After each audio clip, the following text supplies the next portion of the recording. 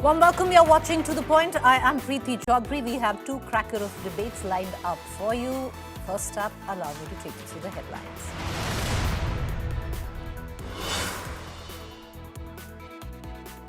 After Macaulay mindset call, Modi government to rename Prime Minister's office to Seva Teerth. Congress calls the renaming a mere distraction.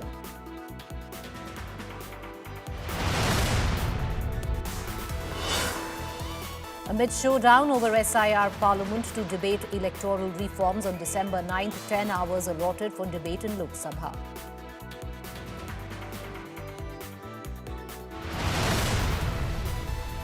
Sanchar Saathi row intensifies, opposition raises snooping concerns. Rakes up right to privacy. Government clarifies, says not mandatory for users to register and they can even delete the app. कोई mandatory नहीं है। आप अगर register नहीं करना चाहते हो, मतलब कि उदाहरण के तौर पे इस ऐप का उपयोग नहीं करना चाहते हो, तो रजिस्टर मत करो। DK Shivakumar hosts Siddaramaiah for round 2 of breakfast meet. Idli, Nati Chicken on platter. Both leaders call each other brothers. Siddaramaiah says DKS will become chief minister when top brass makes him CM.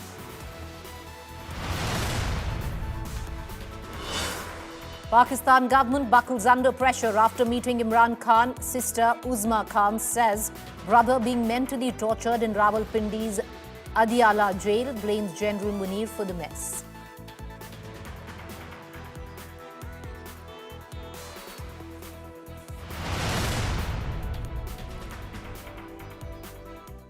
Fair amount of controversy today, and it all started with what many thought was slowly slipping in of what the government calls security through a particular app which can track your phone, but the opposition clearly and others are calling it surveillance. So which one is it, and has the government somewhere down the line backtracked on what seemed to be an order of sorts and now saying it's up to you, delete it if you want?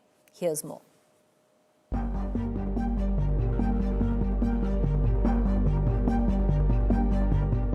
A sweeping digital directive by the government and then a rethink under pressure.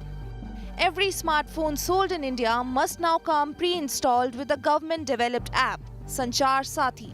No choice at the point of sale, no opt-out at installation. The aim, the government says, is cyber safety. The impact, nationwide uproar citing breach of privacy. The results, a possible climb down by the government.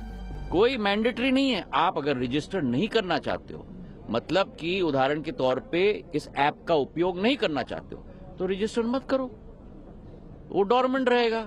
Delete करना है तो delete कर लो। पर क्या हो, एक minute, पर हर व्यक्ति को देश में नहीं मालूम कि मुझे फ्रॉड से प्रोटेक्ट करने के लिए, मुझे चोरी से प्रोटेक्ट करने के लिए ये ऐप है।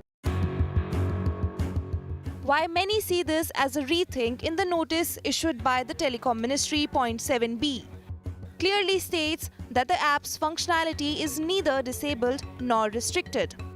We've discussed this at great length on cyber security and this and that, and definitely there's a need for cyber security, but that doesn't mean that it gives you an excuse to go into every citizen's telephone. I don't think any citizen would be happy. India is a democratic country. India has it in its constitution, अपने constitution में enshrined है कि right to privacy एक citizen का अधिकार है, और अगर उस अधिकारों का हनन होगा तो मैं उसको पुरजोर तरीके से उठाती रहूँगी। The Department of Telecommunications had asked all mobile phone manufacturers and importers to ensure the Sanchar Saathi app is installed on every new handset sold in the country. Stating security concerns, the app allows users to block stolen phones, check fake IMEIs, report spam calls and track fraudulent connections. Civil liberty groups and tech experts smell surveillance, saying a pre-installed government app, active by default, raises serious red flags on data access, tracking and misuse. Faced with mounting pressure, the government moved quickly to clarify and climb down. एक तरफ विपक्ष चिल्ला रहा है कि आप fraud कैसे रोकेंगे, दूसरी तरफ अगर संचार साथी का ऐप हमने आम नागरिक को दे दिया तो कह रहे हैं पेगासस, तो करो तो मरो, न करो तो मरो। तो जो लोग सत्य नहीं देखना चाहते हैं उन लोगों को हम सत्य नहीं दिखा सकते। According to the center, cyber frauds, stolen phones and fake SIMs are rising sharply, causing massive financial losses. Sanchar Saathi, they say, empowers citizens to protect themselves in real time. The Sanchar Saathi row has reopened a larger national debate. Where does cybersecurity end and government surveillance begin? In a digital democracy, safety cannot come at the cost of trust. Bureau Report, India Today. All right, I want to quickly bring in Priyanka Chaturvedi, Rajya Sabha MP Shiv Sena, and with Shiv Sena, she joins us live right now. She's been very vocal since the course of the morning, ever since there was news that there could be a mandatory app, Sanchar Saathi, that could be pre-installed in all phones, smartphones sold in India. Priyanka Chaturvedi, you have Jyotiraditya Scindia, who has come out and clarified very clearly, आपको लगाना है आप लगाओ, आपको नहीं लगाना है आप नहीं लगाओ. This is for security. You're damned if you do, you're damned if you don't.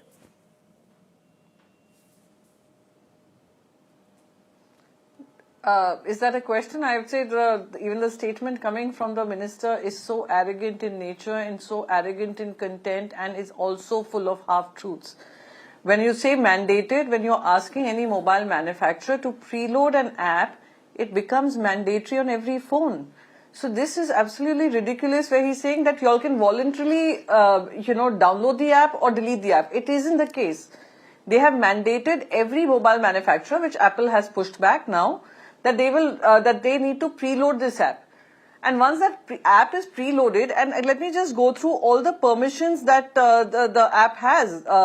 Because I have a screenshot, it can read your SMSs, it can check your phone status, it can check all your photo media files, it can check your storage if your phone has USB storage, it can access camera, it can have your device ID and call information, it can control your flashlight, it has full network access, run at startup, control vibration, prevent device from sleeping, Google Play license check.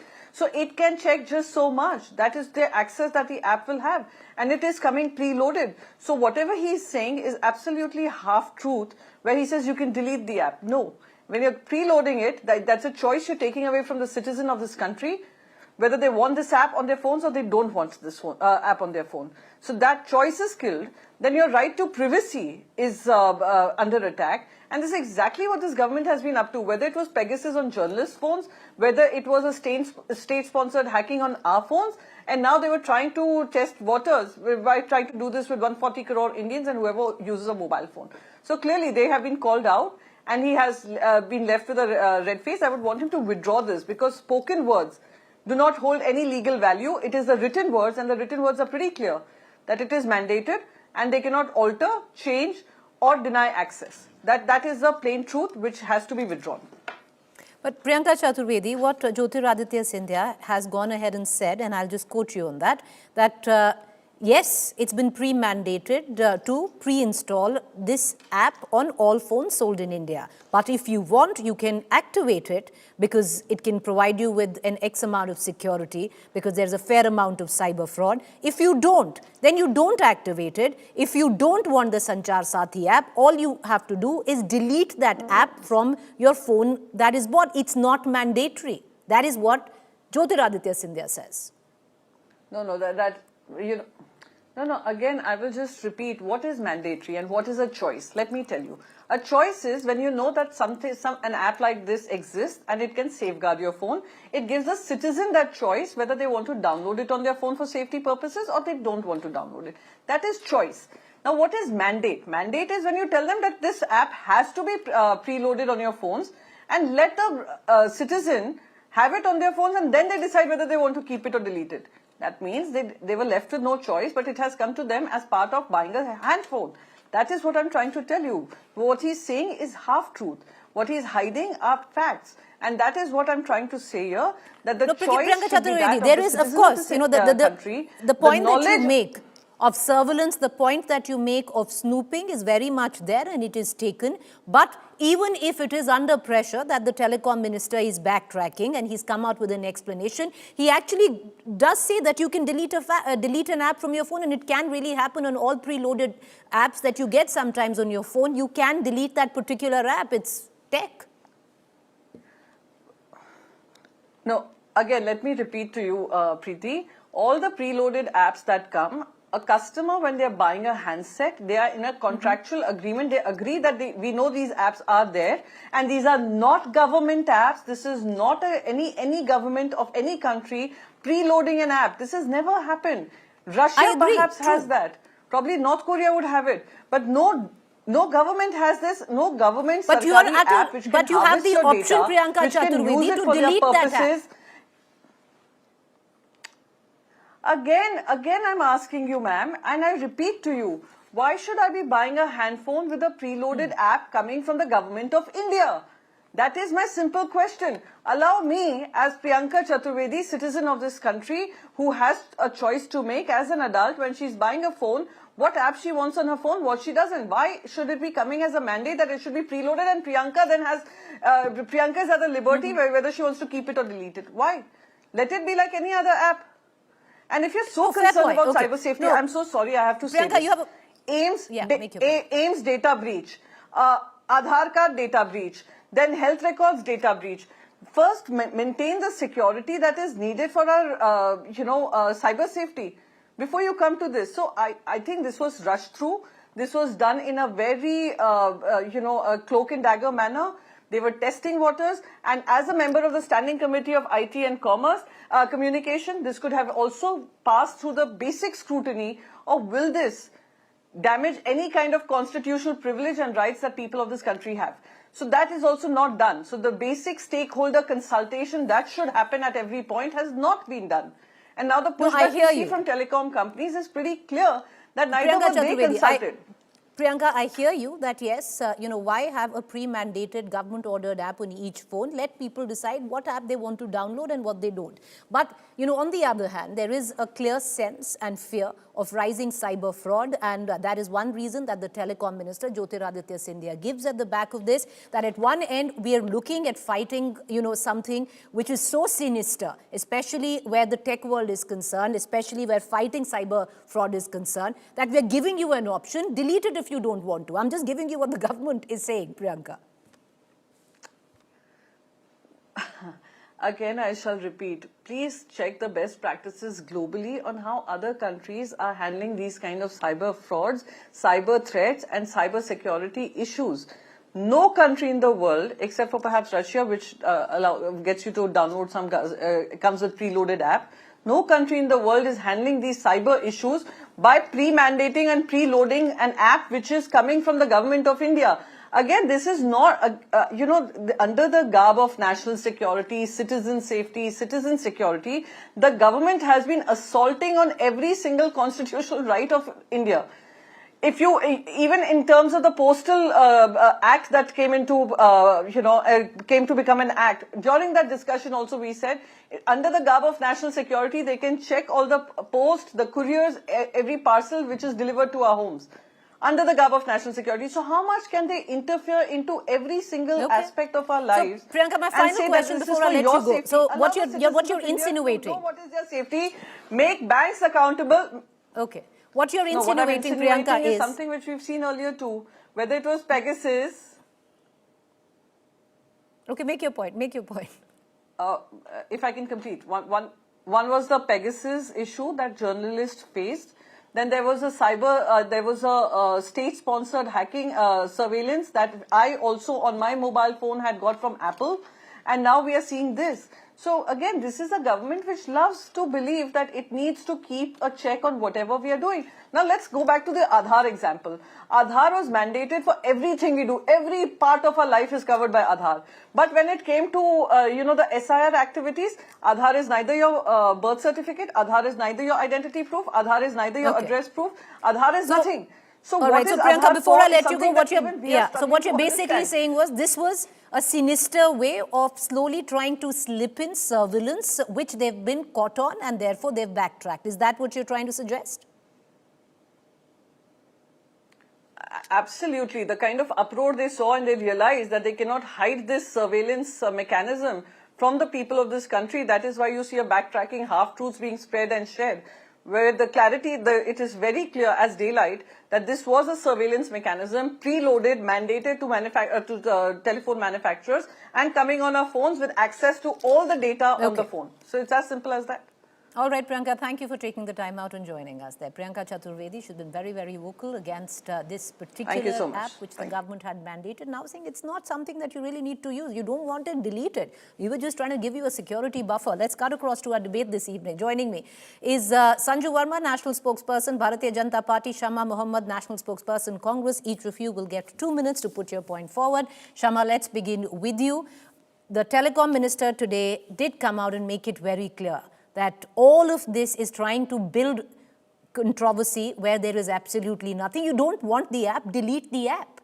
But at one point, you wanted us to act against cyber fraud. We're trying to create a mechanism, and now you're accusing us of surveillance. Delete it, don't use it. Who's telling you to use it?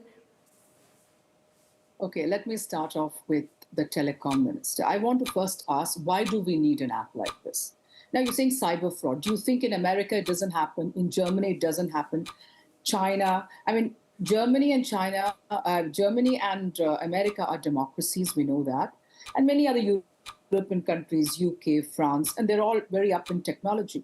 Why don't they use this? When I heard this today, I thought that India has given or is giving birth to the Gestapo police of East Germany. So we are all going to be spied upon. Now, what did the Minister of the Telecom Minister say, Jyotiraditya Scindia, that if you want, you can delete it. All right.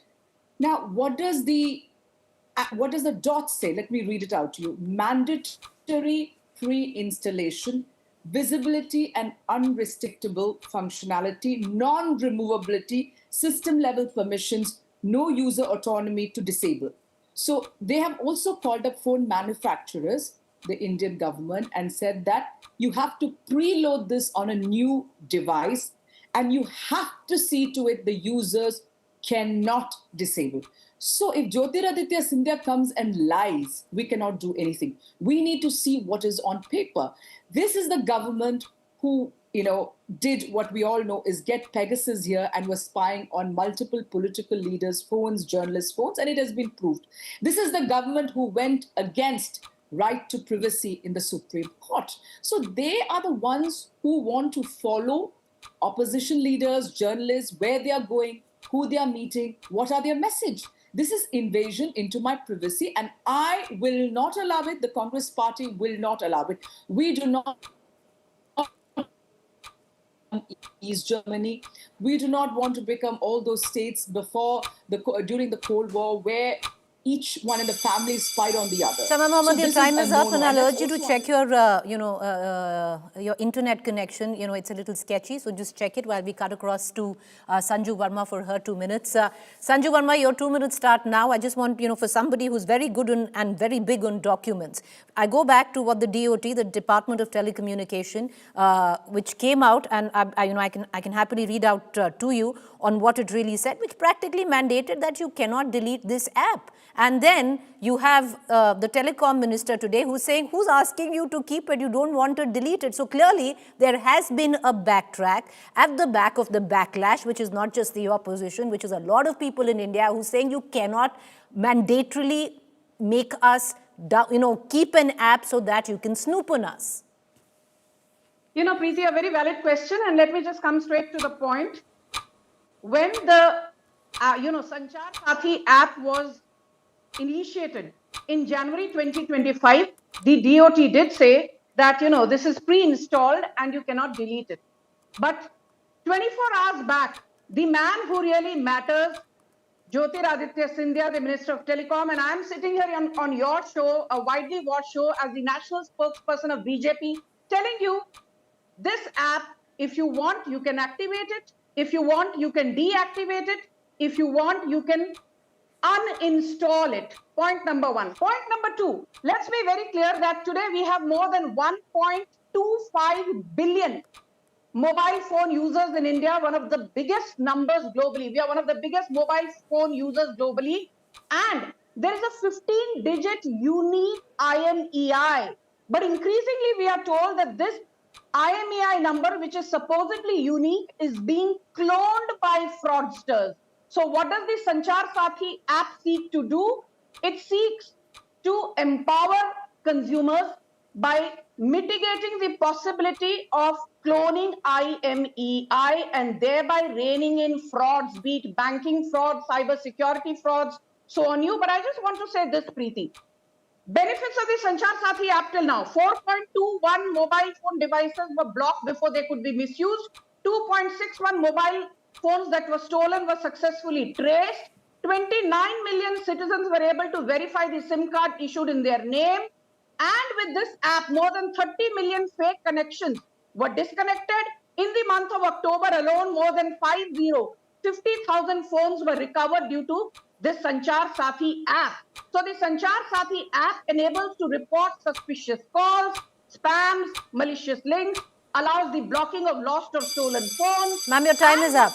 Sanju Verma, the fact is, the deal is you don't really need to detail on the benefits of the app. Nobody's really questioning the efficacy in terms of guarding security. Nobody's questioning that. The question is very clear, that why is it mandated? It needs to be your choice if you want to download it. If you're going to make it mandatory for me, I'm going to question that you're trying to build in surveillance into my phone, which I don't want. But I just want to bring in Shama Mohamed there. And Shama Mohamed, let's say there's a backtrack. Ms. Sanju Verma has admitted, yes, it was supposed to be mandatory. Now, you have the Telecom Minister who's come out and said that it is not mandatory. So, for those people, because away from, snooping, away from surveillance, away from the whole concept, how it's dystopian in nature, that it is inbuilt into your phones, away from all of that, there is a clear and present danger where cyber fraud and cyber crime comes into question. And an app like this can really help. And I know people who it has really helped with. So if you don't want it, delete it, but allow somebody to keep it.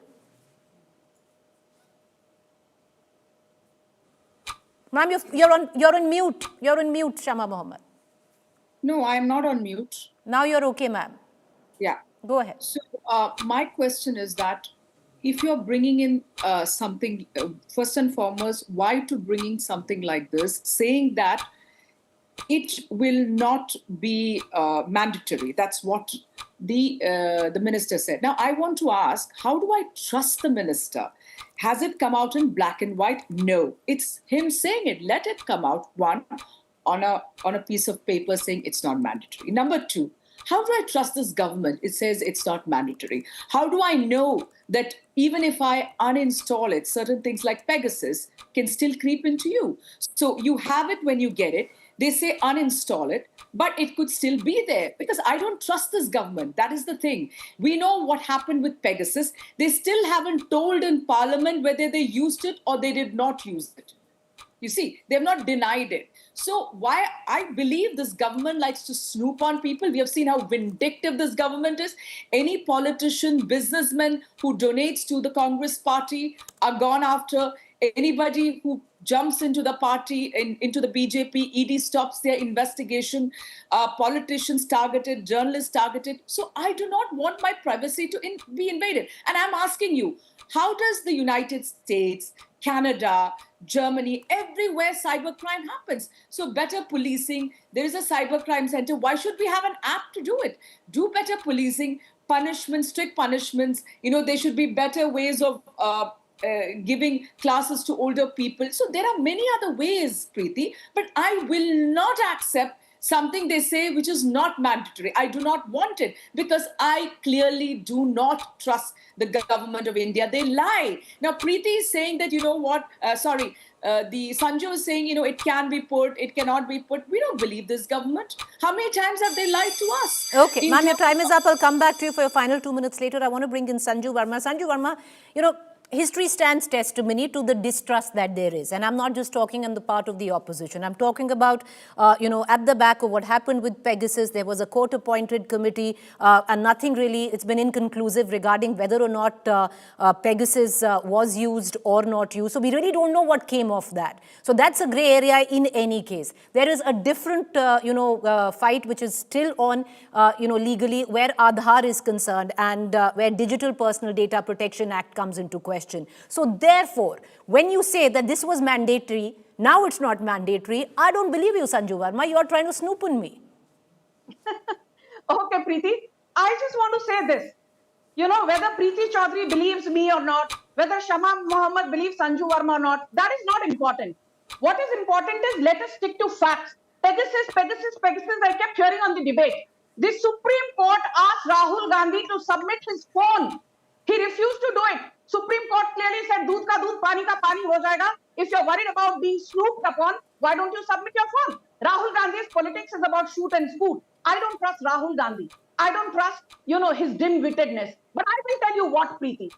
Let's not forget, in 2010, on the floor of the parliament, the former Prime Minister Manmohan Singh admitted that under UPA 2, on an average, every single year, 9,000 phones were being snooped upon and 500 email accounts were being snooped upon. And when pressurized by the opposition, he refused for a JPC but did say that we are doing it because, of national security concerns. And the entire Congress cabal said, Wajiva. Who did Congress snoop upon? And this is not Sanju Verma giving wrong information on your show. RTI petitioner Prosenjit Mandal, when he put in an RTI petition, he was informed the Congress-led proxy government of Sonia Gandhi / Manmohan Singh snooped upon J. Jayalalitha, snooped upon Karunanidhi, snooped upon their own leader, Pranab Mukherjee, snooped upon Sitaram Yechuri, snooped upon Mamata Banerjee, and very recently in 2023 April, Ved Prakash Solanki, a Congress MLA from Rajasthan, said that Ashok Gehlot, the then CM, was snooping upon his own MLA. और ये party आज आकर यहाँ पर data protection और cyber security की बातें कर रही है. I mean, there is a limit to hypocrisy. I will just say this, that every year in the US, $15 billion worth of money is lost due to cybercrime. Okay. Ma'am, your time is up. I'm going to give both of you 1 minute each, and you say that you're not going to believe me. Like, I'll actually tell you. I was actually mulling about installing the app because I've lost too many phones. But if you're going to say I'm going to do it for you, then I'm not doing it. So it has to be pro-choice. I know a lot of people who've benefit out of the app, but you cannot mandate something like this. That's it. But I want to give both of you 1 minute each. Your time begins now, Shama Mohammed. 1 minute, closing arguments. Snooping, she talked about snooping without any evidence, and she's a liar. Nothing of this. We never snoop on leaders. Now, the one who snooped upon is the Prime Minister of India when he was a Gujarat Chief Minister on a lady who he wanted to, have her or whatever. She was snooping on her, and they came out and told. We all know about it. So who's snooping? The Prime Minister of India. Because I'm not going to call him names just like Sanju Verma, because she's of lower class, so I do not get along with Let's such stay clear of personal, and the both other of you. one is Please RTI. stay clear of personal attacks. Make your point, ma'am. Make your point. Your 30 seconds. Came in, she was attacking Rahul Gandhi and she was calling him names. Did you say anything? That was a personal attack. Ma'am, both of you, I did not call her. Request to the both of you. So RTI is something which we got, all right, right to information, to find out where corruption is, everything. You have watered it down. Whistleblower Act, we tabled. You don't even bother about it. Where is the Lokpal? So who is corrupt? Is the government of India, the present BJP government. And who wants to snoop on everybody, who wants to even snoop on the judges to see the judgment. Ma'am, time is up. Time is up. 1 minute, Sanju Verma starts now. I don't want to make this personal. Shama Mohammed says Sanju Verma is of lower class. All I will say is that the Kerala Congress leaders have called Shama Mohammed a clown. She's a clown who's not taken seriously. Okay, Shama Mohammed, I will not call you a madrasa bred bigot, but you're a clown. Now shut up. Now let me say one thing, Preeti. Now let me say one thing very quickly. Listen to this. Google Dialer is there on every Android phone, which reads your entire call log 24/7 and cannot be deleted. Then there is Truecaller, which more than 40 crore Indians have installed, which gives complete access to your call log. People have no problem. Even in Apple phones, I have both Android and Apple phones. Apple, there is something called Check for Unwanted Location Trackers, which gives entire information about your background to Apple. People have no problem. Here the government is working on cyber security.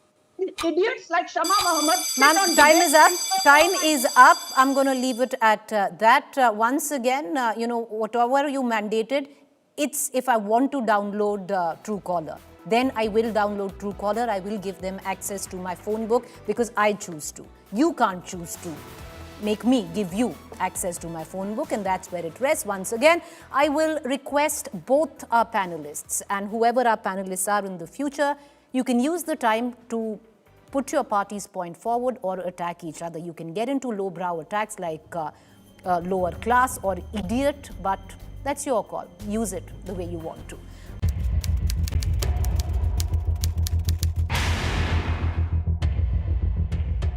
A 26-year-old life full of promise, medals, and dreams. Cut short in a burst of violence.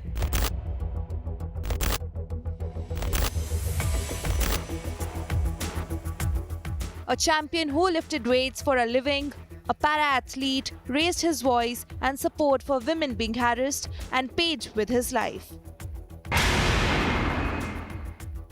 Rohit Dhankhar, a national-level para-powerlifter, a multiple-time champion, is dead. Brutally beaten in Haryana's Rohtak district for standing up against harassment at a wedding. It happened at a family wedding in Rivari Khera village. Rohit was leaving the venue with his friends when a group of men allegedly drunk misbehaved with women guests. Rohit objected. Words were exchanged. What followed was a savage attack. वहाँ पे जो लड़कियां थी, जो बराती आए थे, जो लड़कियां थी, उनसे गाली गलौज दे के बदतमीजी से बैड कमेंट करना ऐसी कुछ हरकत कर रहे थे. करीबन 20 से 22 लड़के थे, जिनमें 15-16 लड़कियां गया था. मैं हॉकी, लोहे की राड, बिट्टे वगैरह थे. Rohit collapsed on the spot. With multiple fractures and head injuries, he was rushed from one hospital to another. But the injuries were too severe. Late Saturday night, the young athlete lost the fight for his life. अकेला लड़का था, बहन एक है, शादी हो रही है, क्योंकि लड़का एक प्लेयर का खर्चा इसका कम से कम 40 से 45 चलाई मशीन चला के गुजारा करे यार थी वह. A life built on discipline, strength and dignity ended by mob brutality. इसमें जो भी फैक्ट्स हमारे पास हैं उनके आधार पे हम जो आरोपी हैं उनको पकड़ने के प्रयास किए जा रहे हैं. शीघ्र ही आरोपियों को पकड़ने में सफलता हासिल की जाएगी. आरोपी मोस्टली भिवानी जिला के ही रहने वाले हैं, जिनमें से कुछ आरोपी तिगड़ाना के और कुछ आसपास के एरिया के रहने वाले हैं. The murder of Rohit Dhankhar is no longer just a crime story. It is a question of law and order in Haryana. If a national champion is not safe for standing up for women, what protection does the common citizen have? When mob rule replaces the rule of law, fear wins and justice becomes fragile.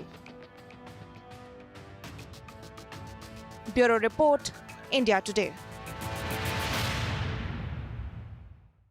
Joining me, senior Congress leader and Lok Sabha leader of the Congress, Deepender Hooda. Deepender ji, बहुत शुक्रिया. Thank you for taking the time out and joining us. There have been, back-to-back incidents. Of course, the reasons very different. In this case, there is a para-athlete who's been murdered because he stood up for women, who were being harassed at a wedding. And then cold-blooded murder there, a clear law and order problem in this particular case, Deepender ji. It's very sad. It's a heart-wrenching incident. And just speaking out for the right cause led the murderers to have this raised attack on this particular athlete, who's a national level athlete, 5 national championships under his belt. He belonged to my constituency, and this also speaks about the kind of lawlessness that has become the norm in Haryana today. There is nobody seems to be taking the law and order situation seriously at all. If you look at all the figures presented by government, their own government, by union government, Modi government, according to the National Crime Record Bureau, Haryana tops in most of the crime categories. Haryana is number 3rd in the country as far as murder rate is concerned. Haryana is number 1 in the country as far as crime against women is concerned. Haryana has seen the highest increase as far as drug overdose related deaths are concerned and drug related FIRs are concerned. So, and organized crime itself, I mean, there are, according to the admission of Haryana government itself, more than 80 organized gangs are operating within the territory of Haryana. Some are operating from jails and some are operating from even some of the foreign countries. People are getting extortion calls. That has become a norm. And the police, Haryana police itself, you know what's going on, and with Haryana police itself is highly questionable. You saw 2 senior officers committing suicide recently, ADGP rank and sub-inspector rank police officers in Haryana. And there's common knowledge that a lot of these gangsters, big gangs which are operating, these extortion calls which are getting made, etc., some of these gangsters are mixed up with some of the policemen under the political patronage. And a lot of times when these extortion calls get made, the ordinary citizen approaches the police and the police says that, okay, we'll get the settlement done. So it's unfortunate, a state which was known for a very good law and order situation, which led it to become one of the magnet for investments during the previous Congress regime, and now is one of the worst states as far as law and order is concerned. So, and this particular example is a very, very heart-wrenching case, but an example in that regards. Now, Deependerji, it is in fact indeed tragic because, you know, this young boy, all of 28 years old, was standing up for women who were being harassed at a wedding, and then he's cornered and killed. The Haryana police, the Haryana administration, the government, we've sought answers. They say they have done all that needs to be done because it's a larger issue. You know, there is a personal enmity angle is what the Haryana police is insinuating. But the larger context, yes, Deependerji, go ahead. But one context there is that the murderers did not even think twice before taking the law in their own hand. That environment, Haryana government I hold responsible for that environment. So that's why we see so many murders, kidnaps, extortion calls, crime against women in Haryana on a daily basis. And why the situation has gone from bad to worse is because the police has lost credibility. And you know, the criminals are not afraid of the law enforcement at all. And it's the ordinary citizens who are afraid of both the criminals and ineffective police. And it has to be the other way around. And that's Deependerji, you know, let me expand the ambit of this conversation. At one end, Deependerji, you clearly have you know, a law and order issue. Which is reflected today in this sad, tragic incident in the death of a 28-year-old young boy. On the other hand, there have been incidents of negligence, and sadly, you know, the irony is there that both these incidents involve athletes from Haryana, which is the cradle of sports culture in India, where 2 young boys today have paid the price of negligence, one in Jhajjar and the other one in Rohtak. Yeah, you're right. I mean, it's a sad. The other 2 incidents are again extremely sad, and I hold the Haryana BJP government directly responsible for those 2 deaths. The government cannot wash away its responsibility on those 2 cases at all. It's government's responsibility. Unfortunately, what has happened, you saw what the incident. I'll just explain to you the Lakhan Majra incident, where that particular basketball court and that particular basketball stadium has seen multiple players coming from them making it to Indian team. In fact, the current basketball team 2 are from Lakhan Majra village. And now this particular, in spite of all this, for the last 11-12 years, not 1 rupee was given by Haryana government in terms of even maintaining these stadiums, including this one. Across Haryana, they have not spent any budget whatsoever in maintaining the sports infrastructure. Huge sports infrastructure was created during the previous Congress regime. Everybody knows that. We built 481 sports stadium across Haryana, from village level to district headquarter level. Now, 11-12 years have passed, let alone trying to build new sports infrastructure, creating new stadiums, etc. Even these stadiums were not properly given any, looked after properly, etc. In this particular case, for for a long period of time, all these basketball players were running from pillar to post. They even met the Chief Minister. saying that we needed small little funds to just to make sure that our sports stadium gets renovated. This stadium I had gotten built in 2008 and 9. So it's almost now, almost you can say 18 years or so, 18 years back. So it needed some maintenance funds. They met Chief Minister, they met all the ministers, nobody even bothered.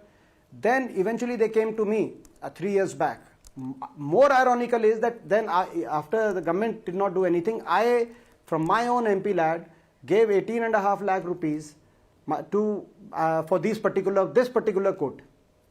But for 3 years, after deducting that 18.5 lakh from MP lad into the state Haryana state coffers, that MP lad was even not spent by the state authorities. Now you can imagine, they are not doing it yet themselves. They are not even letting the local representatives help the people from their own funds. So that, and eventually we lost Hardik Rathi, the player there, who has been selected in Indian national basketball team. And again, similarly, in another incident, we lost Aman from Bhadugarh, who was also a very good budding basketball player. Government is solely responsible. And what government does? Today, the sports department of government of Haryana has said that it had nothing to do with this particular incident. So they are saying that it's not our responsibility. Why? I mean, I'll give you a clear example of why the sports department is also responsible. In this particular Lakhan Majra Stadium, a sports nursery, basketball sports nursery was being run by the sports department. Nursery had started during our time. But for 12 years, not one single coach has been recruited in Haryana. Now you see, you call Haryana the sports cradle, but for 12 years, no sports recruitments. So there are no shortage of coaches because not one coach has been recruited. So they stopped the nursery there. So there was no government appointed sports coach there, and that's why they're saying that we are washing our hands and it's not our responsibility. We demand, people of Haryana and people of Rohtak demand, we stand with the families, we demand justice for Hardik Rathi and we demand justice for Aman. Both the families should be given compensation. There is a criminal liability. It's a case of criminal negligence on part of government. Criminal liability lies with the government and government has to be payable. So therefore, we ask for the government to provide permanent jobs to both the families, to provide some financial relief. Government has offered them 5 lakh rupees to these two families. Can you imagine? We demand that at least 1 crore rupee should be given. He is a Indian national basketball player. What are you saying? Because of you, he's lost his life and you are saying that we give you a check of 5 lakhs. So my final question, Haryana has been the cradle of sports as such. The death of these two young budding sports persons, clearly due to negligence, is tragic to say the least. You're also the MP of Rohtak, from which this one young boy, paid Hardik Rathi, paid with his life because of negligence. Did you as an MP do enough? What was required of you? Of course. I mean, as an MP, this was a stadium which I got built in 2008 and 9. And I'm proud of the fact because this particular stadium produced so many national players after that. Even today, two national basketball in our team, 2 players are from that particular village. When the government of Haryana said we are not going to give any funds, I gave 18.5 lakh rupees. But for 3 years, I gave them back in 2023. November 2023, but for 3 years, the government of Haryana refused to spend that money on this stadium. They took the money away from MP lad into their own treasury, but the money was imprisoned in their treasury, government of Haryana treasury. And they refused to spend a single dime on this. And then, as a responsible MP, while I'm seeing this completely dilapidation of all the sports infrastructure in Haryana, I raised this issue multiple times in the parliament. Last year I gave a speech. As far as Khelo India is concerned, which is a scheme by Government of India, 3,500 crores of that budget that Khelo India has, in 28 states, Haryana got the lowest amount, just 80 crores. And states like Gujarat got 600 crores, 605 crores. So a state which gets you most medals in Khelo India budget from Government of Haryana is given the lowest budget. I raised that in Parliament. I've been trying to fight for a right, yes. For a right which is, it doesn't take anybody to figure out that you have to at least maintain our sports infrastructure, and when the sports infrastructure is crumbled across the state and we are having these sports related deaths, Fair what point, are you sir. going to say to our next generation? Fair point. We're going to leave it at that because major sports facilities today are directly managed, and I just want to put that on record, on the Sports Authority of India, which is SAI, but the state as well has a huge part to play to keep nurturing the cradle of sports. I appreciate Deepinder ji for taking the time and joining us on this subject. We're going to continue to follow this closely. Appreciate your time, sir. Thank you.